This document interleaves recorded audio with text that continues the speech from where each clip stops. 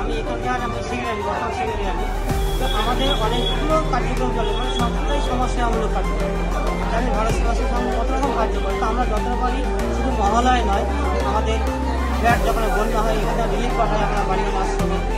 প্রত্যেক বছর আমাদের বস্ত্র বিতরণ করা হয় মানে আমাদের মাঘী পূর্ণিমা মানে কৃষিতে মাঘী পূর্ণিমায় ভাসিয়ে ফলদান করা হয়। আমাদের প্রবর্তক আশ্রম আছে অনাথ আশ্রম এখানে আমরা রেশন পাঠাই প্রত্যেক স্বাগতম একটা বাড়ি আছে কর্পোরেশনে এখানে আমরা প্রত্যেক মাসে চালটা পাঠাই। তো এরকম বিভিন্ন কার্যক্রম আমাদের চলে যেটা আমাদের অনেক বছর 20 বছর উপর গেলাম আমরা এই বছর প্রত্যেক বছর এবার আমাদের এই বছর 300 প্লাস যারা একটু তাদের মধ্যে হাসি পাঠানোর জন্য আমাদের প্রত্যেকবার আমাদের মহলার দিনে কি নাম আমার নাম প্রিয়রঞ্জন সরকার। চন্দননগর হিন্দু মন্দিরে গত 15 বছর ধরে এখানে বস্ত্র বিতরণের কার্যক্রম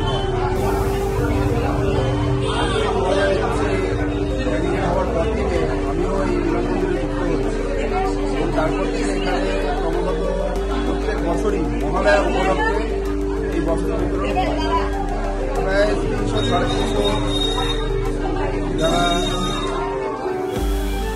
এই সময় দুর্গাপুজোর সময় তাদের আর্থিক অসুবিধার জন্য হয়তো তাদের মুখে একটু হাসি ফোটানো যায় এটা মিলন মন্দিরের সমস্ত ভক্তদের সম্মিলিত প্রয়াস। আর এই কার্যক্রমে আজকে আমাদের সঙ্গে উপস্থিত আছে আমাদের এই মিলন মন্দিরের সেক্রেটারি কবিরবাবু, আমাদের এখানকার দুই মণ্ডল সভাপতি তন্ময় দাস নন্দারি এবং তার সঙ্গে আমাদের জেনারেল সেক্রেটারি সুরেশ দাস প্রাক্তন মণ্ডল সভাপতি গোপাল।